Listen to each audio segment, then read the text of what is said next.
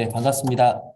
저희는 이번 2021년 그 환경교육 한마당에서 환경교육과 평생교육의 만남 심포지엄이라는 주제로 이렇게 모였습니다.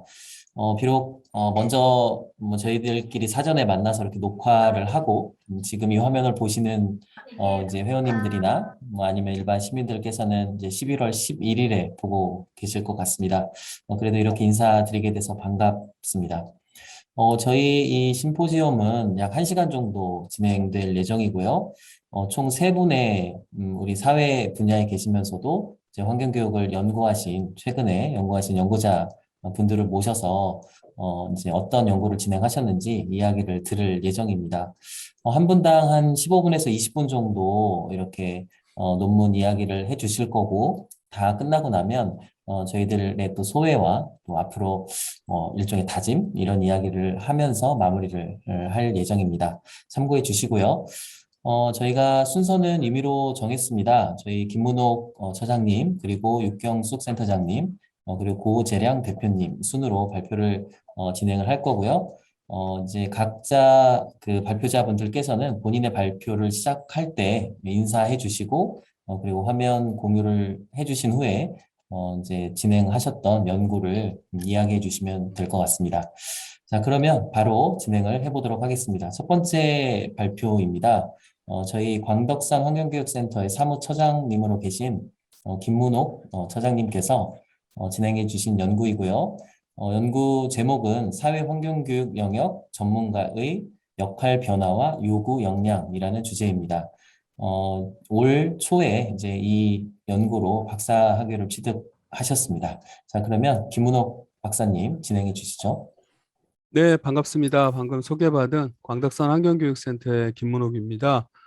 저는 방금 그 사회자님께서, 조성관장님께서 말씀하신 대로 사회환경교육 전문가의 역할과 요구 역량이라는 그 연구를 진행을 했는데요. 진행하게 된 이유가, 제가 그 광덕산 환경교육센터가 국내에선 처음으로 이제 사회환경교육 지도사 양성 과정을 수행하기도 했고요. 현재는 또 2급 과정을 또 수행 중에 있습니다. 그 과정에서 지금 처음 수행에서부터 지금까지 법 개정된 이후부터 보면은 거의 한 12년 정도 흘렀는데 사회환경 교육이라는 거는 그 영역 자체가 사회에 있는 사회와 환경을 좀 주된 대상으로 하다 보니까 당연히 좀 뭔가 고정된 역할이나 고정된 역량이 아니라 그 시대와 사회 변화, 환경 변화에 따라서 그거를 다루는 전문가들 역시도 다른 역량들과 요구되는 역할이 달라지지 않을까라는 그 질문에서부터 시작을 했습니다. 그래서 그 본 연구를 시작하게 됐고요. 방금 말씀드린 내용과 같이 보통 이제 우리가 환경교육을 크게 3기로 나누어서 볼 때 맨 처음 1970년대, 80년대 같은 경우에는 생활환경, 그러니까 수질이나 대기라든가 쓰레기 문제가 주로 우리가 교육의 대상으로 주로 삼았었고요. 그다음에 두 번째 1990년대부터 90년대 중반부터 거의 최근까지죠. 그때까지는 숲과 강과 이런 자연 생태를 주된 주제로 삼았습니다. 그리고 자연체험 교육이 아주 강조가 됐던 그런 시기인데요. 최근에 잘 아시겠지만 기후 위기, 환경 재난으로 인해서 최근엔 지구 환경에 대한 관심이 좀 급속도로 높아지고 있습니다. 이렇듯 그 환경교육은 환경 현안과 문제에 기반하고 있기 때문에 현안과 문제는 또 끊임없이 변화를 하고 있습니다. 이에 따라서 사회환경 교육에서 다뤄야 될 그 주제라든가 이런 것도 변화를 하고 있고요. 당연히 그거를 주된 활동 내용으로 삼는 사회환경 교육 지도자들이 갖춰야 될 역량과 역할에도 변화가 필요하다라는 점에서 이 연구를 시작하게 되었습니다. 연구 질문은 세 가지 다음과 같습니다. 첫 번째, 현 시대에 사회환경 교육이 수행해야 될 역할은 무엇이고 어떤 역할을 더 중점적으로 수행해야 되는가?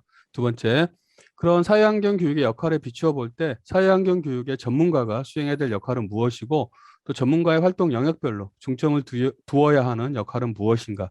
세 번째, 그리고 이외 역할 수행을 위해서 그 영역별 전문가가 갖추어야 될 역량은 무엇인가? 그리고 중요한 역량은 무엇인가? 이 세 가지가 본 연구의 연구 질문이 되겠습니다. 어, 본 연구에서는 사회환경 교육 전문가에 대해서는 다음과 같이 정의를 했습니다. 산림교육 전문가라든가 또 사회환경 교육 지도사의 급별 역할을 고려를 해서 사회환경 교육 영역에서 3년 이상 경력을 가지고 기관이나 단체 운영이나 실무 또는 해설과 강의 활동을 하는 자로 정의하고요. 각각 그 영역에 따라서 운영자, 그리고 기획자, 해설가로 그래서 전문가를 세 영역으로 구별을 했습니다. 그 역할에 대해서는 그 자신이 이제 맡은 바를 역할로 보통 일반적으로 정의를 하는데요. 이 사회환경 교육의 역할로는 첫 번째 그 사회환경 교육의 활동으로 영향을 받는 분야를 네 가지 분야로 제가 분류를 해봤습니다. 그래서 첫 번째 우리의 활동으로 인해서 사회가 영향을 받고요. 두 번째 환경이 영향을 받고 세 번째로는 학습자, 참여하는 시민들의 영향을 받고 마지막으로는 우리 사회환경 교육 영역 자체도 영향을 받습니다. 그래서 이 역할은 크게 네 가지 영역으로 나누어서 그렇게 분류를 했습니다. 음, 그리고 역량에 대해서는 일반적으로 지식과 기술과 태도의 집합체로서 역량을 많이 사용을 하는데요. 여기서 이제 보통은 기술이라는 단어를 쓰기도 하고 기능이라는 단어를 쓰기도 하는데 트빌리시 선언이나 유네스코 그다음 환경교육진흥법에서는 기능이라는 단어를 주로 쓰고 있습니다. 그래서 본 연구에서는 역량의 구성 요소로 지식과 기능과 태도 이 세 가지를 역량의 구성 요소로 정의를 했습니다. 말씀드린 바와 같이 사회환경 교육 영역에서 그 주된 관심사로 삼고 있는 환경이라든가 사회는 끊임없이 변화를 하고 있습니다. 이건 국가 계획을 놓고 보더라도 최초의 국가 단위의 환경 교육 계획은 1997년도에 환경교육 홍보 종합계획이라는 이름으로 비법정 계획이었지만 수립이 된 이후에 현재 제3차 국가 환경교육 종합계획까지 총 5개의 국가 단위의 환경교육 계획이 있습니다. 이 계획들을 한번 살펴보면 그 계획 수립 당시에 그 고려가 되었던 환경 상황과 그 다음에 내용과 장소, 대상이라든가 이런 환경 교육과 관련된 요소들이 이런 변화를 좀 겪고 있는 거를 시사점을 얻을 수 있었습니다. 첫 번째는 처음에는 단순하게 환경 문제로만 그렇게 언급되었던 것들이 최근에는 환경 재난까지 더 문제가 더 심각해지고 있다. 그리고 두 번째로는 맨 처음의 계획들에서는 단순하게 환경만을 그 주제로 삼고 있었는데요. 그다음에 이번에는 정치와 경제까지도 사회 전반에 이르기까지 관심을 가져야 되는 걸로 이렇게 계획을 하고 있고요. 다음 교육 내용이나 장소 역시도 좀 더 많은 변화가 있었음을 알 수가 있었습니다. 즉 현장에서 우리가 환경교육을 수행하는 지도자나 활동가가 고려해야 될 상황이나 해야 될 역할, 갖춰야 될 역량이 지속적으로 변해왔다라는 것을 알 수 있었고요. 관련해서 이제 환경교육 전문가 하면은 이제 사회환경교육 지도사가 있겠는데요. 사회환경교육 지도사 같은 경우에 1급, 2급, 3급 이렇게 좀 나눠져 있고 각각 이런 자격 기준을 갖고 있습니다. 2008년도에 진흥법 제정으로 제도화된 이후에 2020년 작년 연구라서요. 2020년 말까지 한 1,000명 정도가 그 자격을 취득을 하고 있습니다. 이 사회환경교육 지도사 교육 내용을 보면 1급, 2급, 3급 공이 환경교육 수행 부분 그리고 지식 분야가 좀 가장 많습니다. 그리고 환경 인식이라든가 이런 분야는 상대적으로 그 내용이 좀 적은 걸 알 수가 있는데요. 이거를 제가 정의한 그 지식과 기능과 태도에 맞춰서 보면 다음과 같이 정리가 됩니다. 3급 같은 경우에 지식적인 거는 이제 그 뭐 이런 부분이 있고요. 그다음에 2급, 1급, 그다음에 기능적인 측면도 역시도 3급과 2급과 1급 이렇게 좀 변화가 있고 태도 같은 경우에도 그 환경 문제 원인과 대안에 대해서 하는 게 이제 3급. 그다음에 2급에서는 생태 시민 소양을 기르는 태도, 1급에서는 통합적 그리고 비판적 사고력을 기르는 태도를 갖추기를 현행 교육 과정에서는 요구를 좀 하고 있습니다. 제가 사회환경 교육 지도사 과정을 이 그 내용으로 보게 된 이유는 환경교육 관련해서 그래도 공인된 사회환경교육 분야 전체를 다룰 수 있는 공인된 교육 과정이 역량을 길러주는 교육 과정이 사회환경교육 지도사 현재 과정이기 때문에 이 과정을 이렇게 분석을 했습니다.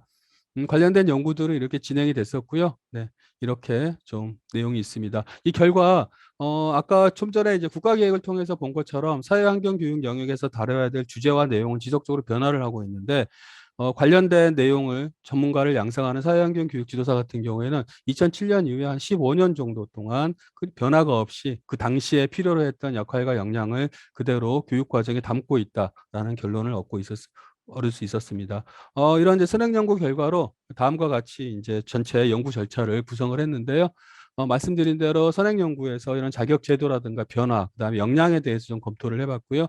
환경교육 전문가 21분을 대상으로 인터뷰를 질문을 했습니다. 그리고 영역별로 운영자, 기획자, 해설가로 활동하고 있는 영역별 전문가 9분에서 총 30분과 인터뷰와 설문을 통해서 사회환경 교육 영역이 해야 될 역할을 도출을 해봤고요. 전문가의 영역별 역할 도출을 했고 영역별 필요한 요구 역량을 도출을 했습니다.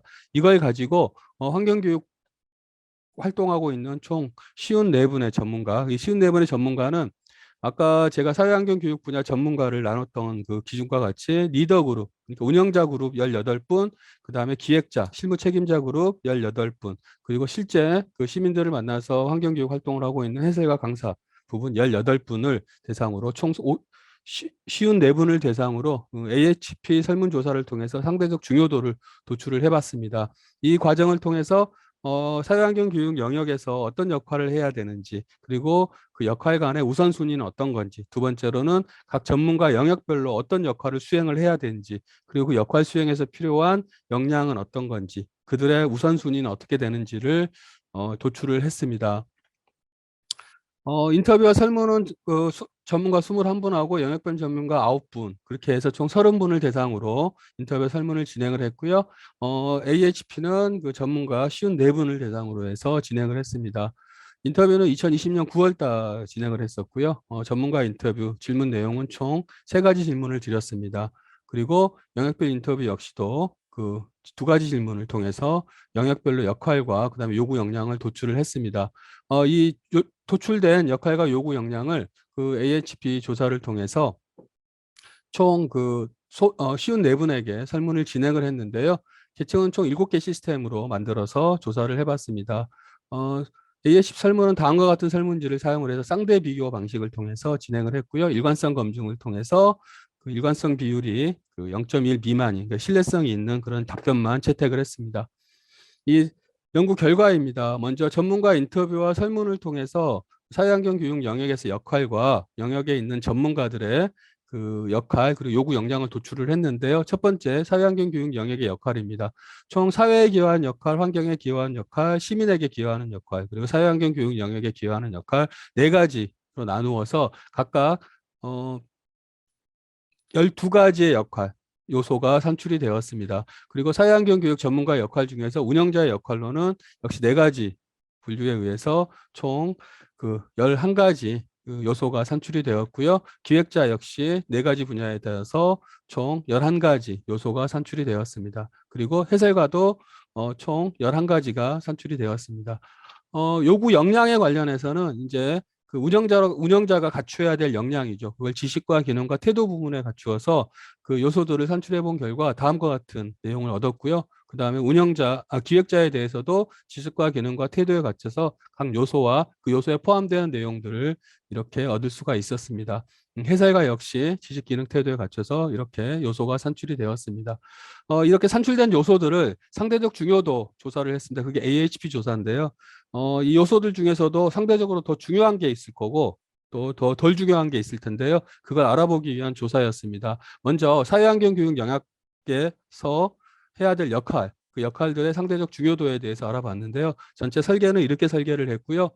조사 결과는 다음과 같습니다. 사회환경 교육 영역은 시민에 기여하는 역할과 환경에 기여하는 역할, 그리고 사회환경 교육 영역에 기여하는 역할, 사회에 기여하는 역할 모두 그 중요도가 사실은 순서는 1, 2, 3, 4 로 나누어져 있지만 중요도는 거의 비슷한 걸로 나왔습니다. 그래서 결론은 사회환경 교육 영역은 어떤 특정 분야에 기여하는 게 아니라 시민과 환경과 그다음에 사회환경 교육 자체 그리고 사회 이 모든 거에 골고루 역할을 해야 된다 이런 결론을 얻을 수가 있었고요. 근데 이제 각 하위 영역에 속하는 그 요소들 간엔 좀 차이가 보였습니다. 그래서 두 번째 보시면 환경에 기여하는 역할 중에서도 환경 문제 인식 확산에 기여하는 역할이 사회환경 교육 영역에서는 가장 중요하다 이렇게 얻을 수가 있었는데요. 이걸 다른 표로 보면 다음과 같습니다.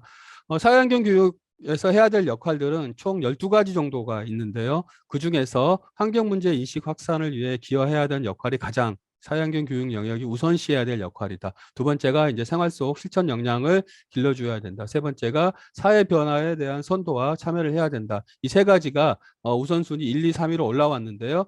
어, 특히 이제 전통적으로 우리가 사회환경 교육 영역에서 주된 좀 목표로 삼고 있는 환경 문제 해결이라든가 그다음에 프로그램 개발과 운영 이런 내용들 또 환경 감수성 증진 이런 내용들은 의외로 좀 상대적으로 중요도가 좀 낮게 나온 게 좀 시사점을 얻을 수가 있었고요.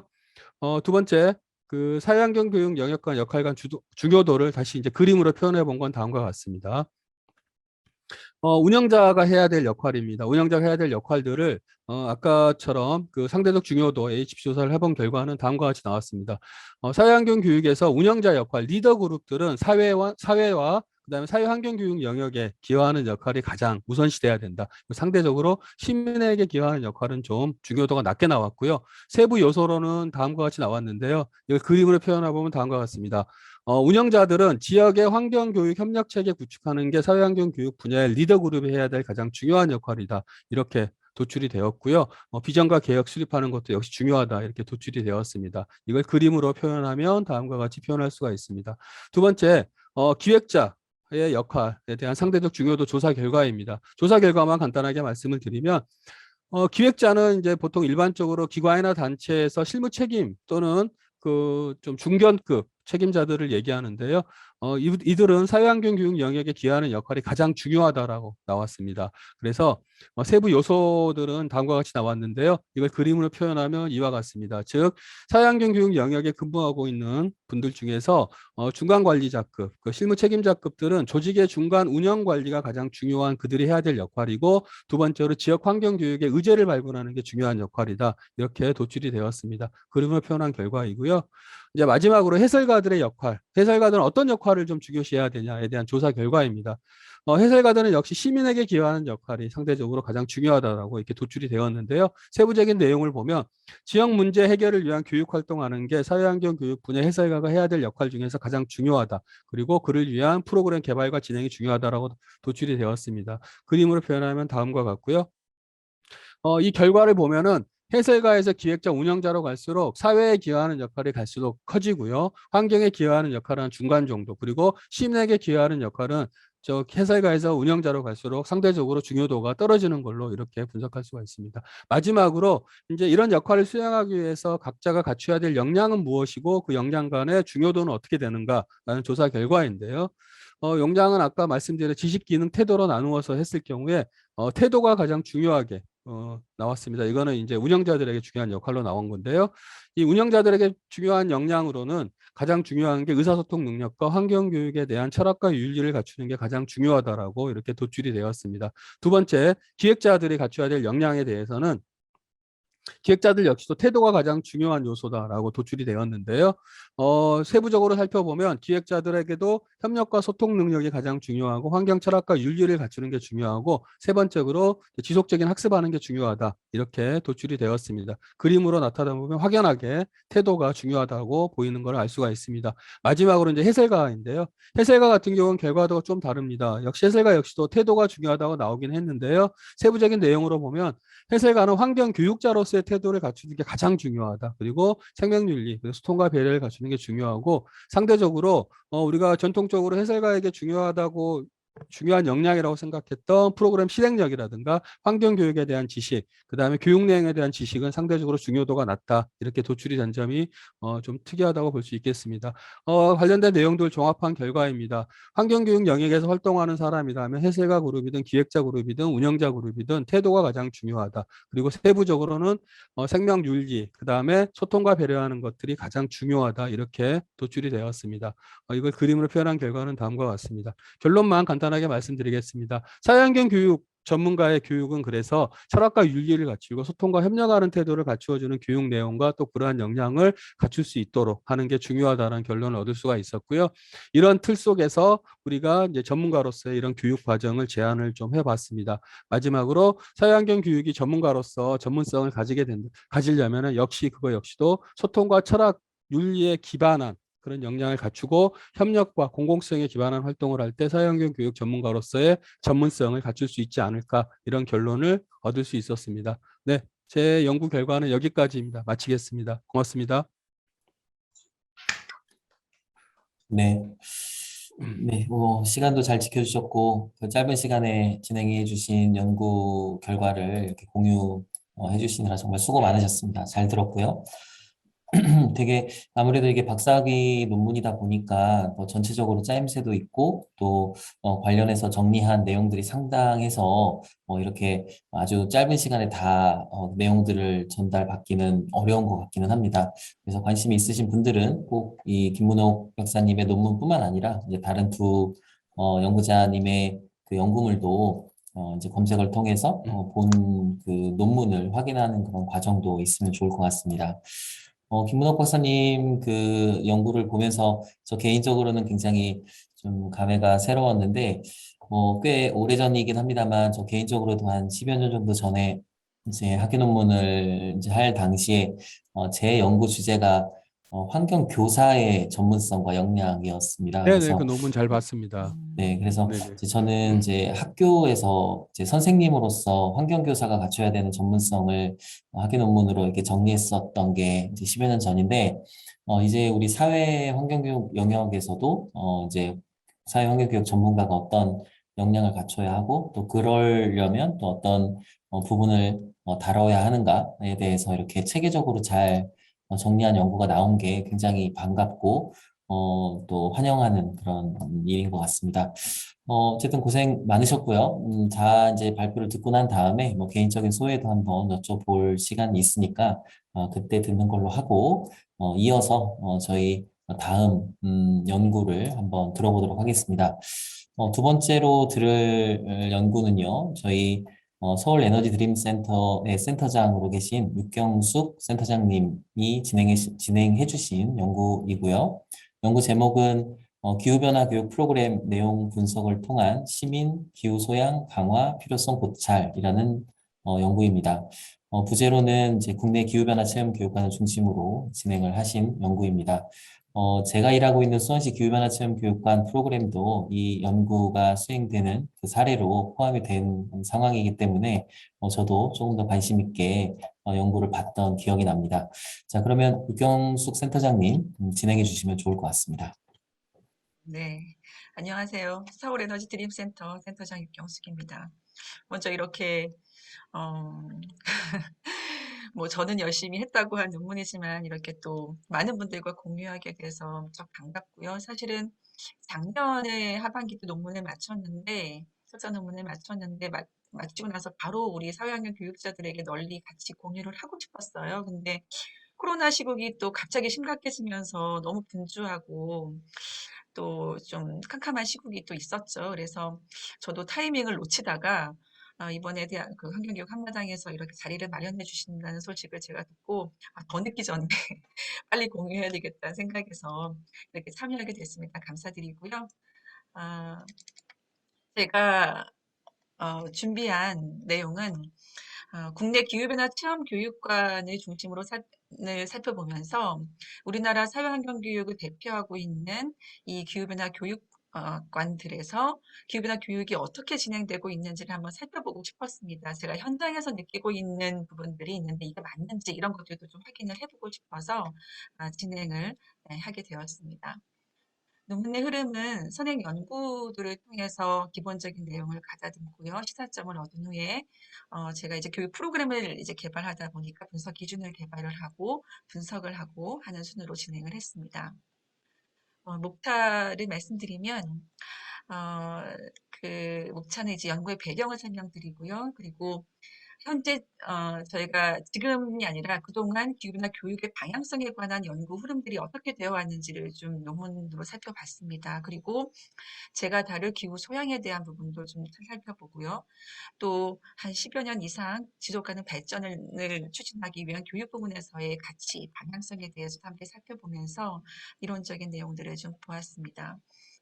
그리고 연구 결과 예, 뒷부분에서 이 부분들은 좀 자세히 설명드리도록 하겠습니다. 연구의 배경은 일단 뭐 기후변화가 심각해진다는 상황은 다들 아실 테고요. 이게 점점 더 가속화되고 있는 시점이고 국내외적으로 대응이나 정책들도 활발해지고 있는데 과연 기후변화에 대해서 이렇게 많이 만연되어 있는 이야기들이 정말 변화를 유도하고 있는가? 라는 문제의식이 좀 있었습니다. 왜 많은 사람들이 이야기를 하는데 뭔가 바뀌고 있는 것 같진 않지, 뭔가 나아지고 있진 않지, 이런 부분들이 좀 문제의식이 있었고요. 하지만 이런 부분들에 대해서 기타 교육 연구 쪽에서는 학교나 형식교육, 죄송합니다. 형식교육기관들에서는 다양한 연구들이 진행되어 온 것 같습니다. 기후나 교육에 대해서. 근데 이제 그런 연구 논문들의 주된 내용들이 무엇이었냐면, 아직까지도 기후변화가 지식 전달 위주로 단편적이고 일회성 체험 활동, 또 공동체의 실천이나 참여보다는 개인 실천 위주에서 벗어나지 못하고 있다는 비판을 계속 한결같이 해오고 있었습니다. 그리고 이런 부분들이 사실 학교 교육에 대해서만 거의 이루어졌고요, 논문들이. 하지만 저희가 10년도 이후로 국내에는 학교 이외의 사회환경이 굉장히 활발하게 이루어지고 있고 또 시설들이 굉장히 많아지면서 기부나 체험교육관이라는 시설들이 많아졌습니다. 이런 곳에서 이렇게 사회환경 교육이 활발히 이루어지고 있는데 이런 곳에서는 그럼 기후변화에 대한 인식을 얼마만큼 높이고 있는가 그 현황을 좀 살펴볼 필요가 있지 않을까라는 생각이 들었습니다. 감사합니다.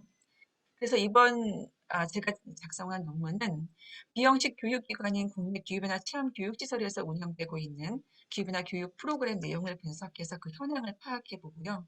기후위기 시대에 기후변화 문제에 대응하는 시민 소양 부분은 어떻게 강화해야 되는지에 대한 부분을 제언을 하고 싶었습니다. 그래서 연구 내용은 현 시점에서, 그러니까 예전이 아니라 이제 기후변화가 얘기된 게 한 30년 정도 전이죠. 근데 현 시점에서의 기후변화 교육에서 중요하게 고려해야 될 기후 소양 요소가 무엇일지에 대한 체계를 좀 정하는 부분과 그리고 그렇게 구현된 기후 소양 분석들을 통해서 국내 기후변화 체험시설에서 운영되고 있는 프로그램들을 분석해 보는 것입니다. 그리고 또한 프로그램뿐만 아니라 그 안에서 종사하고 있는 교육 종사자들의 설문조사를 좀 종합해서 앞으로는 시민 기후 소양 강화를 위해서 이 교육관들이 어떤 방향성을 잡아야 되는지에 대한 부분을 이끌어내고 싶었습니다. 아까 말씀드린 대로 이론적으로 검토한 결과에 따르면 많은 논문들에서 기후변화 교육이 단순한 기후변화에 대한 이해랑 단순 체험 수준으로만 진행되고 있다는 비판의 목소리가 한결같이 있었습니다. 그리고 그런 비판이 우리 환경 교육계만에서 있는 게 아니라 사실은 한 5, 6년 전부터는 커뮤니케이션 심리학 이런 영역에서도 계속 비판이 제기되고 있습니다. 정책 부분에서도 있고요. 그래서 뭔가 열심히 얘기되고는 있는데 인식과 실천이 여전히 저조하다. 그 이유가 무엇인가? 이런 논문들이 계속 이런 분야에서도 제기가 되고 있고요. 그래서 이런 문제를 해결하기 위해서 환경교육계에서 여러 가지 연구들이 진행되고 있는데 기후 소양에 대한 교육이 강조됨을 피력하거나 아니면 기후 소양에 기반이 되는 기후 변화 프로그램 개발해서 적용하는 그것도 학교 위주로 적용해서 연구하는 논문들이 진행이 된 경우가 있었습니다. 그리고 한쪽 편에서는 이제 전반적인 생태 시민성, 지구적인 시각에서 뭔가 봐야 된다는 그런 시민성에 대한 연구들도 반론으로 제기되고 있었습니다. 아까 얘기된 그런 제가 검토한 논문들의 주된 문제점과 그 논문들에서 제시한 대안들을 살펴보실 수 있습니다. 그래서 그 논문들을 전체적으로 검토한 결과 그런 환경 소양이나 기후 소양이라는 이 소양 개념들이 행동과 이제는 실천 강화를 통해서 각 영역이 따로따로 분리돼서 강조되는 것이 아니라 연계성을 통해서 통합적인 영향을 발휘해야 된다는 논조로 좀 정리가 될 수 있었고요. 간단하게 정리를 하면 지금 저희가 진행하고 있는 교육들에 대한 문제점입니다. 소양별로 보면 지식 위주, 오개념이나 위험만을 강조한다든지 지식이나 완화 노력을 위주로 강조한다든지 정치적이나 사회적인 의식 부족한 점 이런 점들이 문제점으로 되고 있고요. 대안으로는 좀 더 정확한 개념 그리고 완화 노력뿐만 아니라 적응 노력도 굉장히 중요하다는 부분의 강조 그리고 실질적인 정보 제공 이런 부분이 좀 필요하다는 이야기 또 기능, 태도 실천해 보시면 쭉 그런 문제점들과 대안을 간단하게 살펴보실 수 있을 것 같습니다. 그리고 제가 살펴본 이론 부분에서 이제 소양에 대한 부분을 다루기 때문에 기후 소양을 다루기 이전에 환경 소양에 대한 부분을 검토를 했습니다. 환경 소양, 저희가 환경 교육을 하면서 어떤 능력을 고양시켜야 되는가라는 부분들의 그 연구는 외국에서부터 활발하게 지금까지 이어지고 있는 것을 살펴볼 수 있었고요. 그런 소양에 대한 연구의 흐름들도 살펴볼 수 있었습니다. 그 흐름 속에서 이제 기후 소양에 대한 부분 정의를 내리게 된 부분을 참고를 했고요. 기후 소양을 다루면서 내용 요소로 선행 연구자가 지식, 기능, 태도, 가치관, 행동, 실천 영역을 통해서 요소를 구분한 부분을 저희가 지금까지 거의 이어서 사용을 하고 있죠. 그리고 내용 체계면에서도 기후변화 교육에 있어서 내용 체계는 기후변화 현상과 원리, 원인, 영향, 대응 이 논조를 이게 한 거의 10년 전 이상의 논조인데 그 흐름인데 저희가 지금 이 흐름으로 다들 교육 프로그램을 운영을 하고 있고 전시관 전시를 진행을 하고 있습니다. 그래서 이 부분을 검토를 했습니다. 또한 아까 말씀드린 대로 전 세계적으로 강조되고 있는 지속 가능 발전 교육에 대해서 부분을 살펴봤고 지속 가능 발전 부분에서 어떤 가치들을 가지고 있는가도 저희가 좀 강화된 기후 소양을 위해서는 반영시켜야 되지 않을까 싶어서 살펴봤습니다. 그래서 지속 가능 발전 교육에서 핵심 가치로 가지고 있는 인권 존중, 미래 세대, 생태계에 대한 존중, 문화 다양성에 대한 존중과 그리고 핵심 역량을 이런 부분을 발전시켜야 된다라는 강조하는 역량들이 지속 가능 발전 교육에 있습니다. 시스템적인 사고, 예측 역량, 규범, 전략적 역량, 협력, 비판적 사고, 자의식, 통합적 문제 해결 역량 등이 강조를 하고 있습니다. 그래서 SDG에 보면은 13번째인가요? 기후위기 대응의 영역에서 우리가 교육을 할 때 인지적 학습 목표, 사회 정서적, 행동적 학습 목표 이런 것들을 공모를 해야 된다고 강조를 하고 있습니다. 이런 점들을 참고를 해서 연구를 진행을 시작을 했습니다. 우선은 연구 대상 기관을 선정을 했고요. 18개 기관, 국내의 기후변화 체험 교육관을 선정을 했습니다. 그래서 한편으로는 기후 소양 요소 체계를 새로이 좀 구안을 했고요. 구안된 요소들로 문항 분석들을 개발을 해서 전문가 의견 수렴을 통해서 확정한 다음 교육 지도화들을 78개, 78개 분석을 했습니다. 그리고 또 한편으로는 그 기관에 종사하는 교육 종사자분들을 대상으로 한 질문지를 개발을 했고 총 37명에게 심층 온라인 설문조사를 진행을 해서 그 결과를 정리를 했습니다. 연구 대상입니다. 이 오른쪽에 보시면 지금 잘 보이시는지 모르겠는데 수도권부터 제주에 이르기까지 총 8개 기후변화 교육 전문 체험 교육관들입니다. 저희가 섭외하느라고 참 애를 많이 먹었습니다. 참 많이 기억이 나네요. 그 기억이. 그리고 그 기관들에게서 합계 얻은 313개의 교육 프로그램과 교육 지도안 78개를 대상으로 분석을 시행했고요. 37명의 종사자 의견을 수렴했습니다. 들어가기 전에는 먼저 기후변화 체험 교육관에 대한 개념을 이해를 했고요. 그 개념은 비형식 교육기관이라는 개념부터 좀 시작을 했습니다. 그래서 그 의미를 살펴보면서 여러 가지 부분들을 검토를 해서 진행을 했고요. 제가 이제 검토한 결과가 뒤에 아마 표로 좀 정리될 수 있는데 이거는 좀 표에서 정리를 해드리겠습니다. 네. 이거는 이제 현황에 대한 제가 정리한 부분이 논문에 이렇게 실리진 않았지만 좀 보여드리면 좋을 것 같아서 이제 가지고 나왔습니다. 그래서 지금 제가 18개 그 샘플로 정한 대상 기관들은 설립 연도가 대부분 2012년에 정도로 해서 많이 지어지게 된 부분을 보실 수 있을 겁니다. 2010년도 이후로 환경부에서 국내 기후변화 체험관 설립 지원 사업을 시행을 했고요. 국고의 50%를 지원을 해서 지금에 지어지게 되었습니다. 그래서 많이 지어졌고요. 운영 형태는 아직까지는 위탁이 많지만 직영도 상당히 많이 있습니다. 조성비는 상당히 큰 차이가 있습니다. 뭐 100억 이상에 드는 곳들도 있고요. 아주 미만, 몇억 수준에서 지어진 기관들도 있었습니다. 국고 지원 비율, 국비 지원 비율도 50% 이상이 상당한 것은 아까 말씀드린 그런 영역에서고요. 예산도 굉장히 수준이 폭이 컸습니다. 1억, 3억 이런 소규모 시설부터 상당히 큰 10억 이상의 기관들도 있으면서 분포가 좀 여럿이 나열되어 있고요.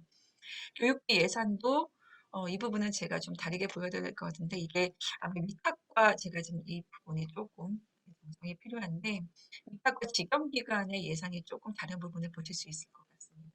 직영 같은 경우에는 교육비 예산이 상당히 적은 부분이 보실 수 있고요.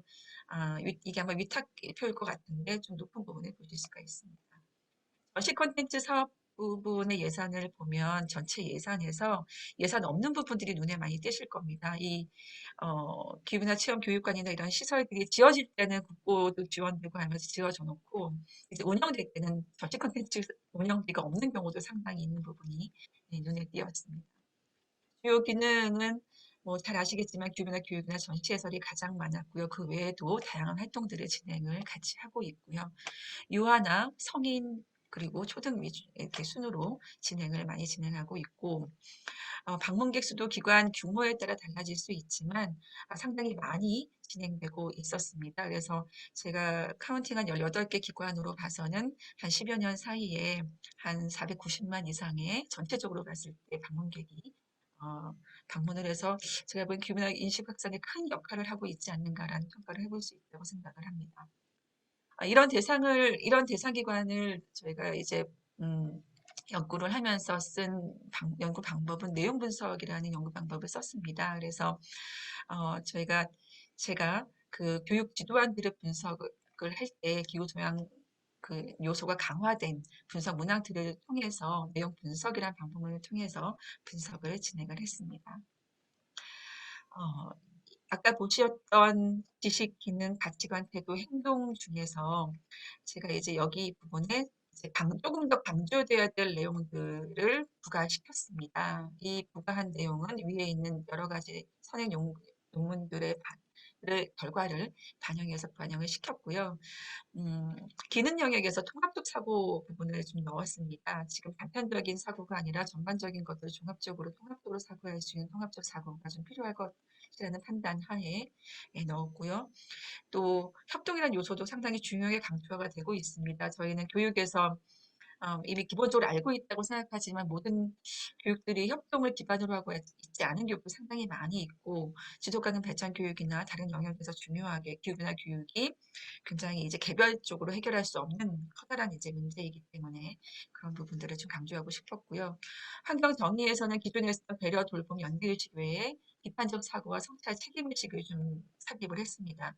이 부분이 많이 기존 선행 연구들에서 강조가 됐고 뒷부분에 보시면 정치적 참여 이 부분도 지금 뭐 그레타 툰베리부터 시작해서 저희가 이제 직접적으로 시민들이 직접 참여하는 부분에 대한 중요성, 정치권의 행사 이런 부분들이 교육에서도 좀 반영돼야 되지 않을까라는 부분에서 참여를 해서 이 강화된 기후토양 내용 요소를 중심으로 해서 이제 분석을 진행을 했습니다. 네, 네, 센터장님 한 3분 정도 시간이 남았습니다. 참고해 주십시오. 예, 이 부분은 그러면 이 아까 강화된 내용들을 바탕으로 문항을 만든 겁니다. 이 문항들이 교육 지도안에서 어떻게 반영됐는지를 제가 카운팅을 했다고 보시면 되고요. 그런 내용적인 것뿐만 아니라 유형적으로는 어떻게 구분되는지 그 교육 프로그램이 이런 유형 분류 표를 통해서 분석을 했습니다. 그래서 매칭을 시켰을 때 어떻게 연결되는지를 살펴본 거고요. 제가 결과를 말씀드려야 될 것 같습니다. 그리고 그 교육 담당자들 대상으로는 아래와 같은 내용으로 설문조사를 실시했습니다. 연구 결과는 뭐 다들 추론하시겠지만 대부분의 국내 교육 시설에서 주로 초등 대상으로 많이 이루어지고 있다는 점이 크게 눈에 띄었고요. 중고등생으로 미흡했습니다. 그리고 환경 감수성 프로그램이 상당히 많이 진행되고 있고 그 프로그램들이 대부분 단순 만들기 활동이나 게임 놀이로 진행되고 있는 부분을 확인하고 있었습니다.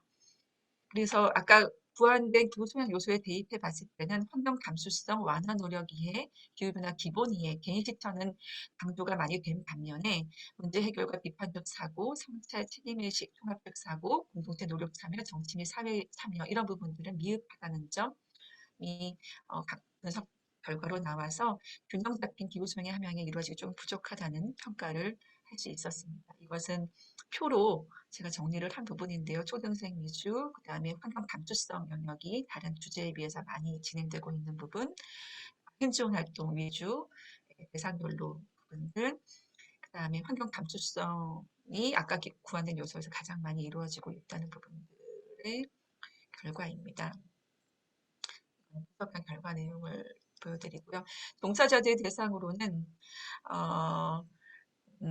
뭐 기본적으로 잘하고 있다고 느끼는 점들도 있었지만 교육의 질적인 성장을 위해서 여러 가지 부분들이 필요하다는 것들이 있는데 그 중에 하나가 방문객 수라든지 양적인 평가보고 체계 개선이 되지 않으면 질적인 성장이 어렵다 이런 의견들이 상당히 중요하게 좀 눈에 띄었고요.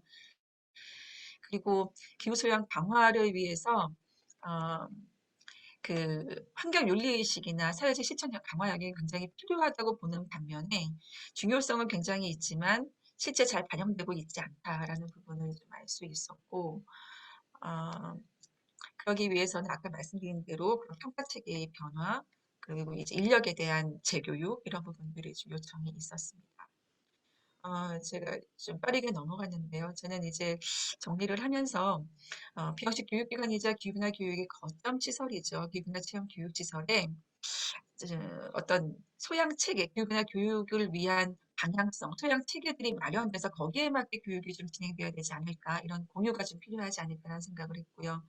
또 이제 지금 기후 위기 시대에 사회적 대전환이 이루어져야 되는 시기에 필요한 기후 소양에 대한 논의가 좀 더 활발하게 다시 한번 일어나야 되지 않을까 제안을 합니다. 그리고 마지막으로 이제 저희 기후변화 체험 교육 시설의 교육 프로그램에 대한 다각적인 연구들이 좀 더 활발히 이루어져야 되겠다. 그리고 좀 더 한마디 더 말씀드린다면, 제가 연구하면서 좀 어려웠던 부분은 일반 학교 교육도 그렇겠지만 저희 사반경 교육의 교육 자료들이 많이 남아있지 않다, 잘 정리되어 있지 않다라는 생각이 많이 들었습니다. 그래서 이런 것들이 잘 정리돼서 아카이빙으로 잘 남아야 저희가 뭔가를 좀 더 성장하기 위해 고찰할 때 필요한 자료로 많이 활용될 수 있지 않을까 싶어서 각 기관들에서 교육 프로그램 매뉴얼 이런 것들이 좀 잘 정리되면 좋겠다라는 좀 소소한 생각까지 들었습니다.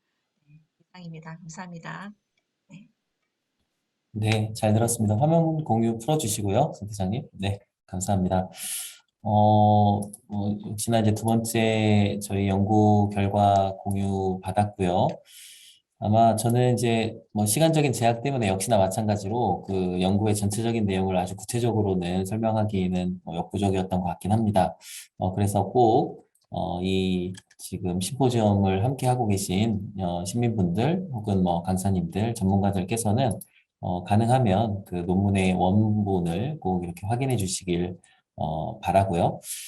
개인적으로 이렇게 보면서 마지막에 센터장님께서 얘기해 주신 것처럼 사실 그 데이터 자체가 굉장히 구하기가 어렵고 시간이 지나면 이제 누구도 그 원소스를 찾을 수 없는 이제 그런 이제 사이클이 반복되는 경향이 있는데 사실은 지금 이 논문이 갖고 있는 제일 큰 좀 성과랄까요? 그거는 제 개인적인 생각으로는 이제 기후변화 교육에 대한 일종의 총정리와 그 전체적인 경향성을 확인하는 그리고 현재 상황을 좀 한 번 정도 일단락 짓는 그런 의미가 있는 것 같습니다.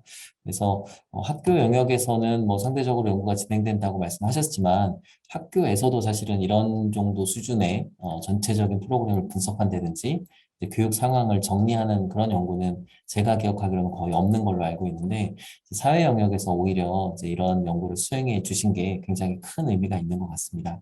그래서 이제 저는 기회가 돼서 먼저 이제 논문을 공유해 주셔서 과거에 꼼꼼하게 이렇게 보면서 굉장히 이제 인상적으로 봤었던 기억이 다시 나네요. 네, 감사드립니다. 네, 네, 수고 많으셨고요. 자, 그러면 이제 오늘 계획된 심포지엄의 마지막 그 연구를 이제 공유하도록 하겠습니다. 이제 세 번째 연구는 저희 제주 생태관광협회의 고재량 대표님께서 진행을 해주실 거고요. 연구 주제는 생태교육, 생태관광에서 동백동산 곶자왈 습지의 역할이라는 주제로 연구를 설명해 주시겠습니다. 한 15분 정도 진행을 해주시면 되겠습니다. 네, 부탁드리겠습니다.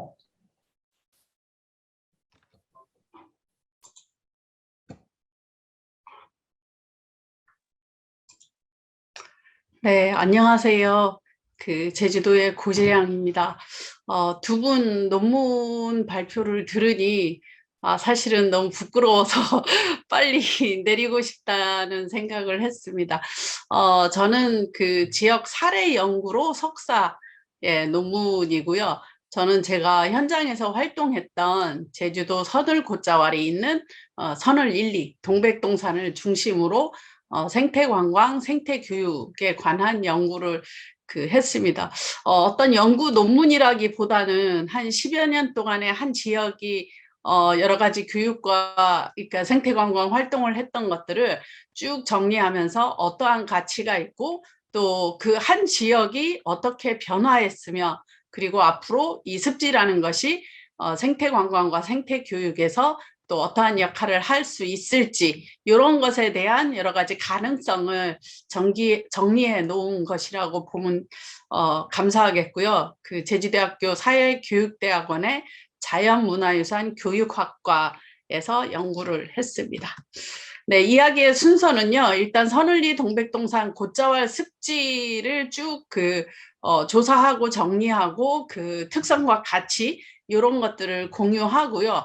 그리고 선을1리라는 마을이 주민 참여를 통해서 생태교육과 생태관광 프로그램을 진행하고 본인 스스로도 변화했고 지역의 학교도 변화했고 그다음에 여행자로 찾아오는 사람들 그리고 교육을 받기 위해서 오는 학생들과 그 외 수학여행 이런 프로그램을 통해서 본인들도 변화하고 그분들도 변화했던 이러한 사례들을 말씀을 드리겠습니다. 그리고 네 번째로 습지와 학교 그리고 마을이 공존했던 결과를 말씀을 드리면서 앞으로 이 곶자왈 습지라는 곳이 어떠한 문제를 해결해내고 어떠한 역할을 할 수 있을지에 대해서 말씀을 드리겠습니다. 웬만하면 떨리지 않는데 이제 앞서 하신 분들이 예, 논문이 너무 좋고 존경스러워서 제가 갑자기 네, 떨립니다. 그래도 한번 잘 해보도록 할게요. 네. 네, 일단은 선을리 동백동산 곶자왈 습지에 대해서 공감하고 싶은데 예전 지역 그리고 지오파크이기도 하고 람사르 습지 지역이기도 합니다. 아시다시피 제주도는 화산섬이고 그 화산섬에서 흘러내린 그 용암의 점도에 따라서 어떠한 지형 지질 구조가 만들어지는지에 따라서 생태계가 많이 달라집니다.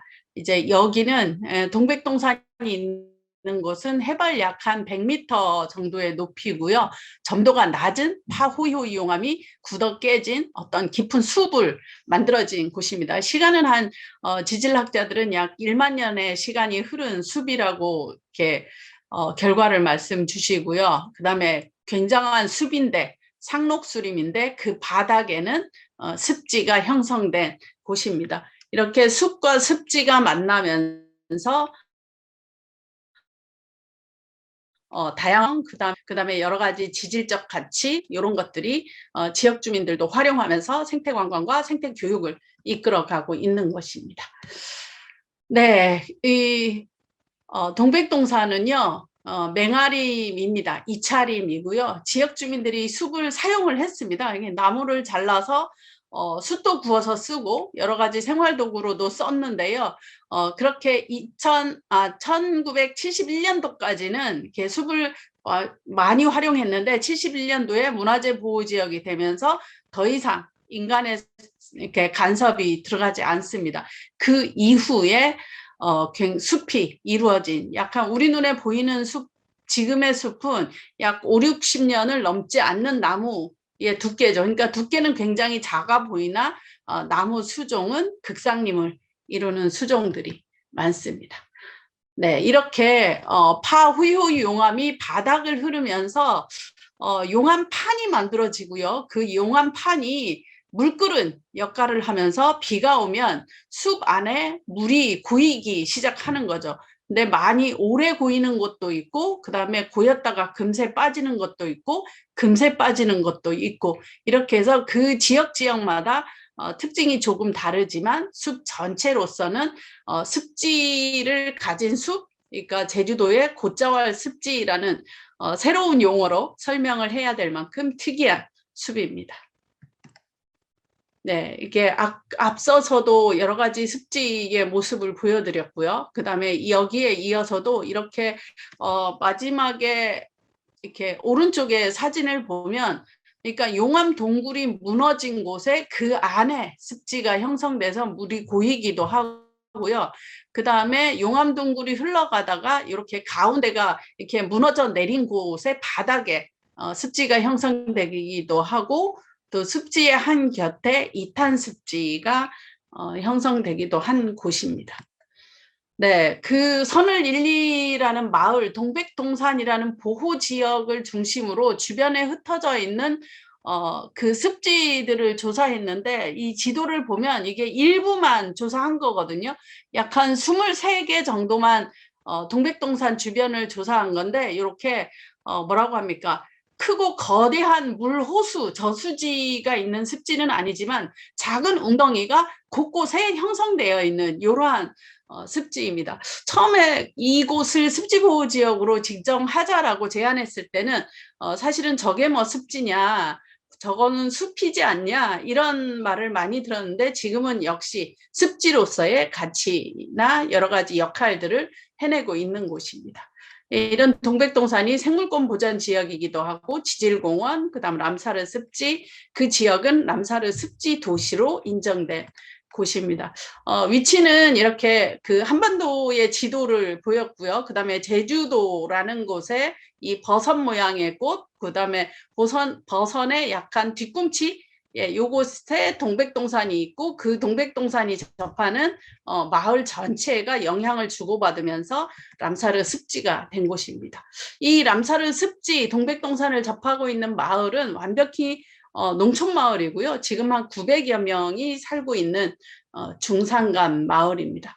47년 전까지만 해도 지역 주민들은 동백동산에서 나무와 물, 그다음에 동물도 잡아먹고요. 열매를 받아 쓰던 그러한 곳입니다. 71년도에 보호지역이 지정되면서 더 이상 지역 주민들은 여기서 나무를 베어다 쓰거나 그러지 못합니다. 물도 이게 상수도가 들어오면서 물을 사용하지 않게 되죠.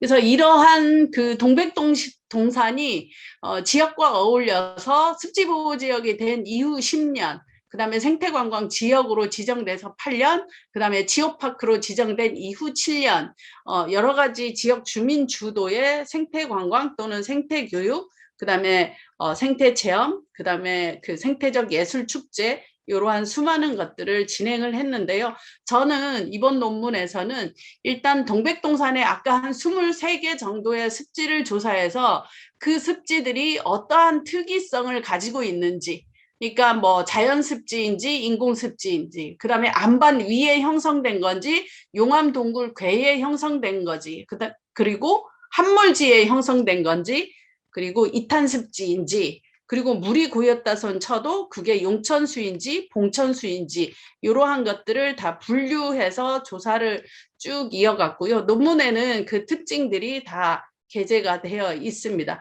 그리고 이러한 습지들이 조사한 것들을 주민의 용도에 따라서 사람이 먹었던 물인지, 그 다음에 소나 말에게 먹였던 물인지, 그리고 목욕탕으로 쓰였던 것들, 남탕과 여탕, 그 다음에 빨래를 했던 곳, 그 다음에 어떤 기원과 치유를 위해서 만들었던 물, 그리고 논으로 쓰였던 곳, 그 외에 여러 가지 환자들을 위해서 특별한 곳에 만들었던 습지, 이렇게 그 용도를 분류를 쭉 해봤고요.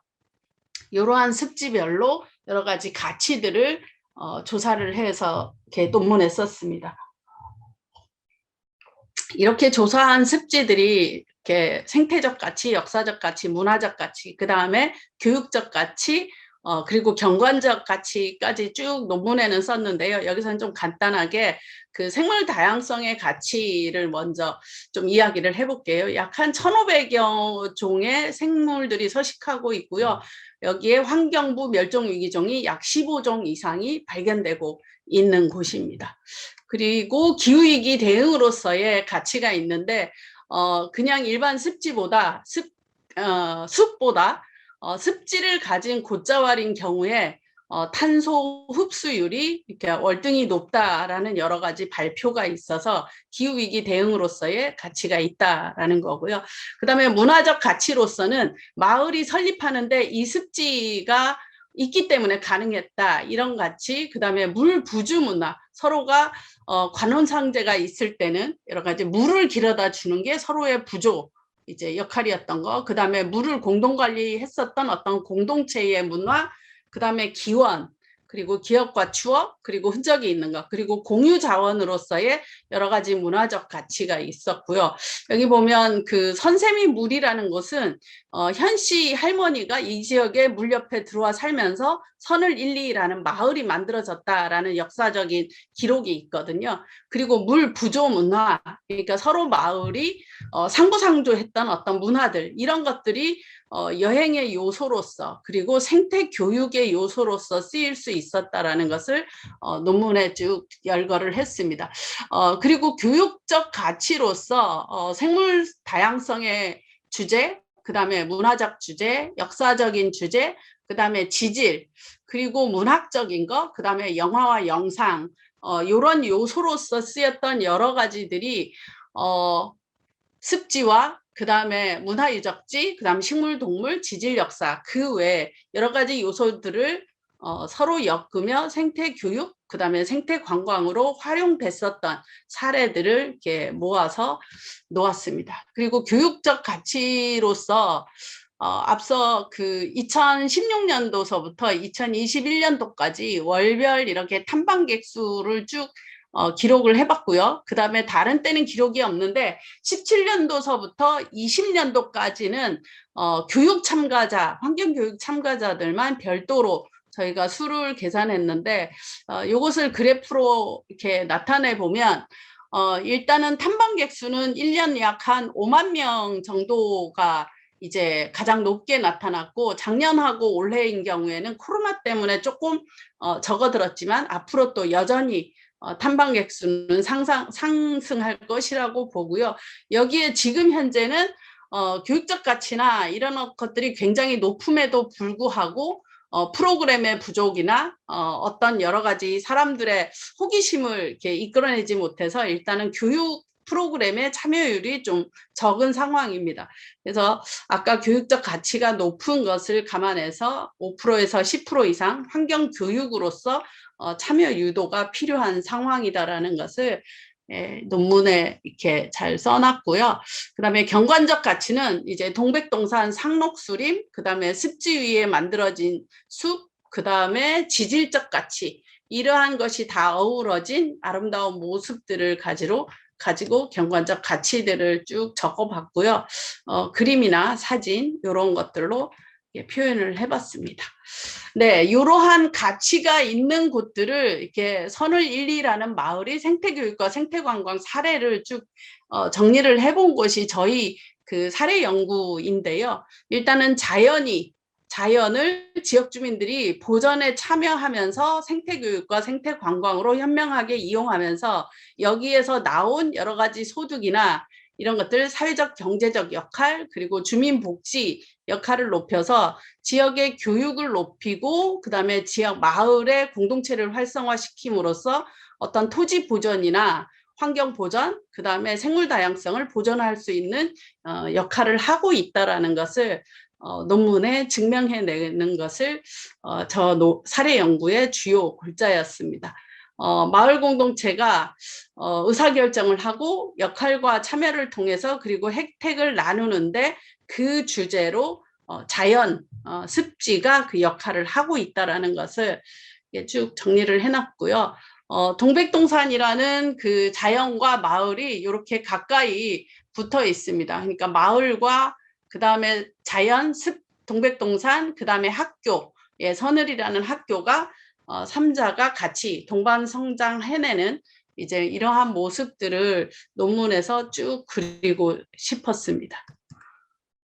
네, 마을이 주민주체 협의체를 이루고 그 다음에 스스로 그 자연에 대해서 공부를 하고 그 다음에 생태교육과 생태관광 프로그램을 개발해내고 체험을 만들어내고 그리고 자신들이 음식, 그 자연을 기반으로 살았던 문화적인 요소를 가지고 이렇게 교육 프로그램으로 활용해 나가고 있고요. 동백동산 습지센터를 거점으로 이제 프로그램들을 펼치고 있습니다. 그리고 마을은 사회적 협동조합 선을곳이라는 그 생태관광 협동조합을 만들어서 교육과 체험, 그다음에 생태관광 활동들을 쭉 하고 있고요. 그리고 개인 배당은 없으나 지역의 복지 향상을 하는데 그 역할을 하겠다라고 하고 있습니다.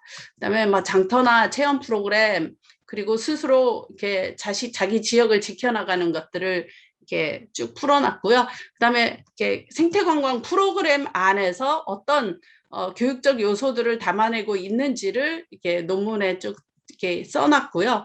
그리고 생태 마을과 생태 학교가 같이 동반 성장해 나가는, 그러니까 마을 주민들은 숲에다가 교육장을 만들어주고 마을의 학교 아이들은 숲에서 이게 교육을 이끌어 나가는 이제 이런 프로그램들을 쭉 이어왔던 것을 이제 사례로 정리해 놨습니다.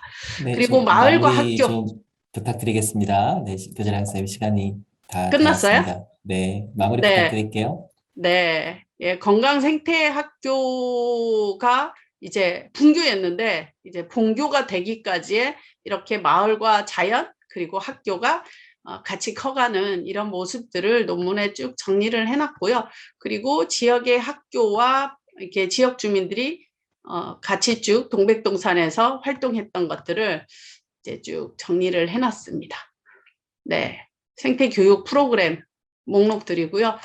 마을은 조용했던 마을이 좀 이렇게 활발해졌고, 아이들은 동백동산에 와서 재미있게 지역에 와서 생태 교육을 받을 수 있는 모습들입니다. 네, 요거는 학교와 여러 가지 네, 마을 같은 모습들을 이렇게 그려봤고요. 결론 및 제언으로는 본 연구는 그 선을 고자왈레 습지 분포를 조사하고 그게 생태 교육과 생태 관광 자원으로서 어떻게 쓰이고 있는지를 쭉 정리하면서 앞으로 이 습지가 교육에서 어떤 역할을 해낼지 이러한 것들을 정리해내는 게 제 사례 연구의 주제였고요. 여기에는 그 앞으로 좀 변화하면서 해결해야 될 문제들이 몇 가지를 그 제언하면서 제 사례 연구를 정리했습니다. 네, 이렇게 제 논문 발표를 마치겠습니다. 들어주셔서 감사합니다. 네, 수고 많으셨습니다. 네, 네, 시간을 충분히 못 드려서 우선 진행자로서 죄송하다는 말씀 세 분한테 다 공의 드리고요. 고재량 선생님께서 시작하실 때, 뭐 되게 부끄럽다라는 말씀을 하셔서, 네, 정말로 연구를, 좀 다른 분들에 비해서 좀 대충 하셨을까? 뭐 이런 생각도 잠깐 했는데, 발표를 보니까 왜 그런 얘기를 하셨는지 도무지 모르겠는, 네, 약간 그런 생각이 들었습니다. 아마 다른 앞선 두 발표자께서도 유심히 잘 보셨을 거라고 생각하고요. 아마 아주 이제 현장 연구로서 이제 질적 연구 방법으로 이제 진행이 된 이제 논문 연구로 보여지고 아마 그 동산 그 곶자왈 그 지역에 대해서 역시나 최근 한 5, 60년의 그 변화에 대해서 또 현재 중심으로 잘 정리가 된 그 연구라고 생각이 되고 그거 자체로도 충분히 뭐 연구 성과가 있지 않을까라는 생각을 하면서 봤습니다. 그리고 아마 뭐 다양하게 사회환경교육 영역에서 연구자들이 활동가들이 연구를 진행할 수 있고 또 학위 과정을 할 수 있을 텐데 현장 기반을 두고 있고 특히나 일정 어떤 단체나 이제 지역 기반이 탄탄한 곳에서 오랫동안 활동하신 분이 만약에 연구자로서 활동을 한다면 이런 식의 어떤 주제 선정과 또 그걸 연구로 풀어내는 그런 과정으로 의미가 아주 큰 것 같습니다. 그래서 앞선 또 두 분과는 또 다른 그런 스타일의 연구라고 생각이 되고요. 그래서 굉장히 잘 봤고 의미 있는 연구 진행해 주셔서 감사드립니다.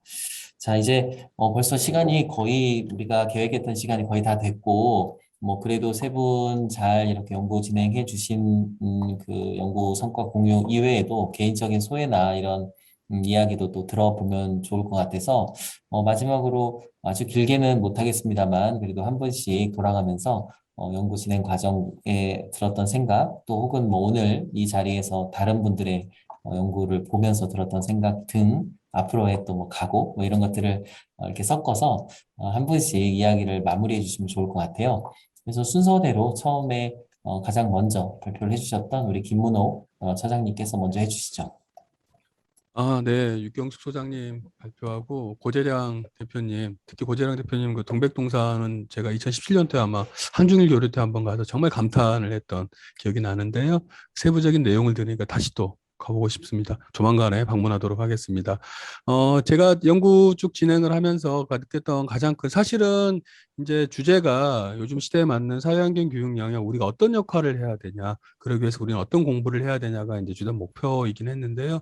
그 과정에서 마지막에 제가 이제 전문가를 좀 언급을 해봤는데요. 그 과정에서 사회환경 교육 영역에서 활동하시는 분들이 과연 전문가로서 우리 사회에서 뭐 의사나 변호사처럼 하나의 전문가 집단으로 자리를 잡고 우리의 이야기가 환경교육 쪽에서 하나의 좀 그 전문가적인 권위를 갖는 이런 이야기가 되도록 하려면 우리가 어떤 좀 노력을 해야 될까 이런 고민들이 계속 있었습니다. 아직은 우리가 소위 좀 쉽게 얘기하면 해설가 강사 또는 뭐 활동가 이렇게 더 많이 지칭이 되고 있는데요.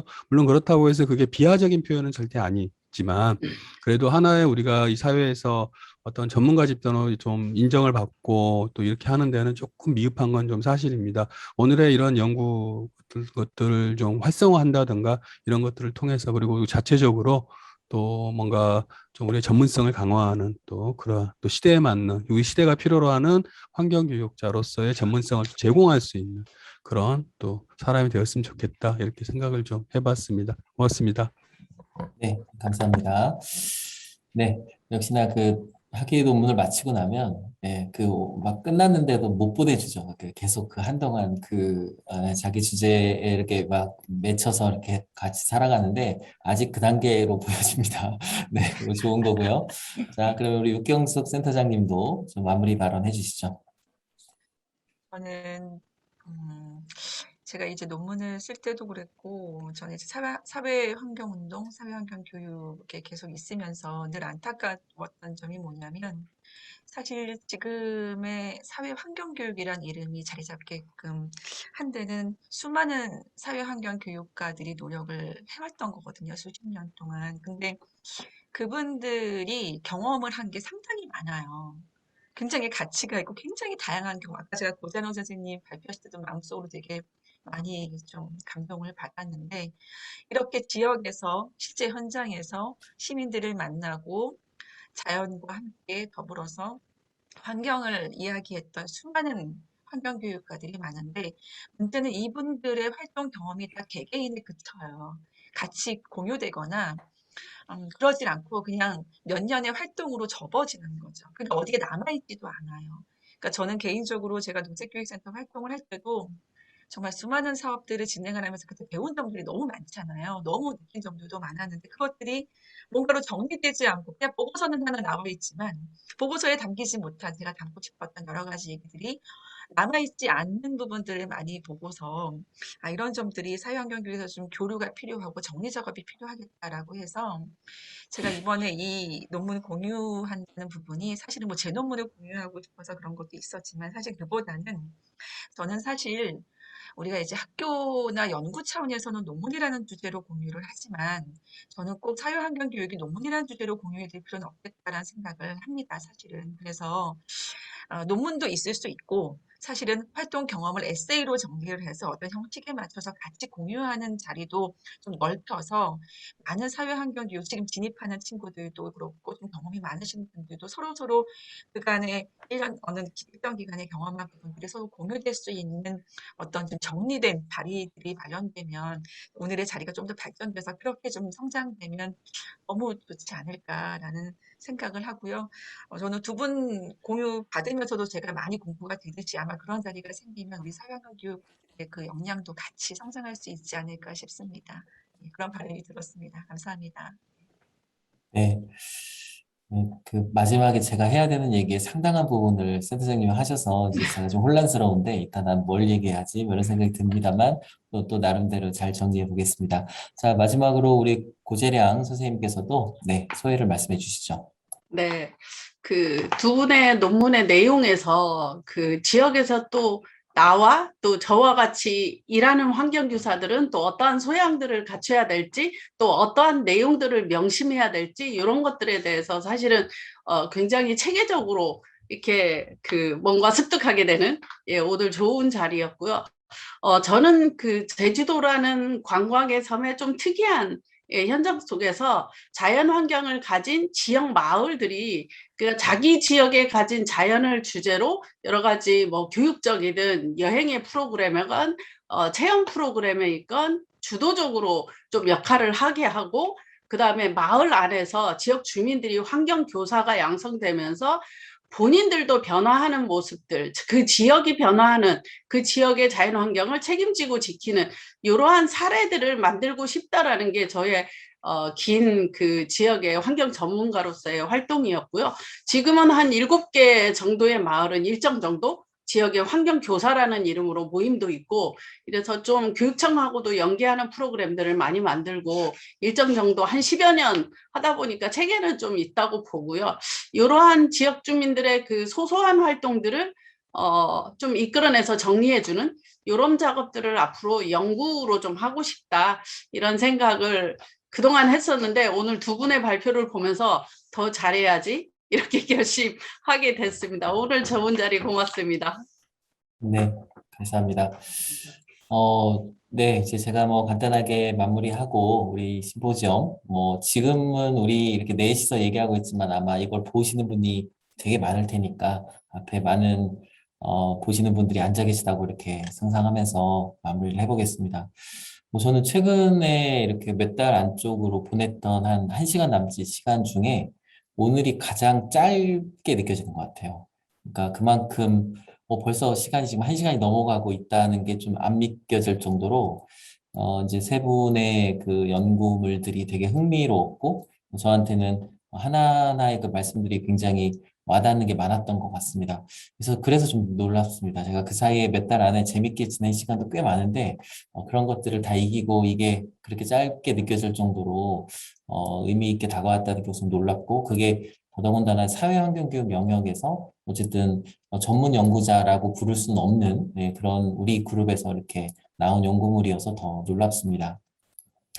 제가 이제 몇 년 전부터 일본의 학술대회나 일본에서 환경교육 활동하시는 분들의 모임에 갈 때마다 조금 다소 부럽다고 생각했던 부분이 있는데요. 그게 뭐냐면, 일본은 이제 아주 정통한 학술대회 학계에 가든 아니면 일반적인 그냥 사회환경교육 영역의 모임에 가든 우리 사회 영역에서 활동하시는 분들의 전문 연구가 되게 왕성하게 공유됩니다. 그리고 더 놀라운 건 막 기라상 같은 그 안에서는 기라상 같은 그런 전문 연구자들에 절대 밀리지 않고 그분들과 되게 어깨를 나란히 하면서 굉장히 갑론을박하는 모습을 아주 쉽게 볼 수 있죠.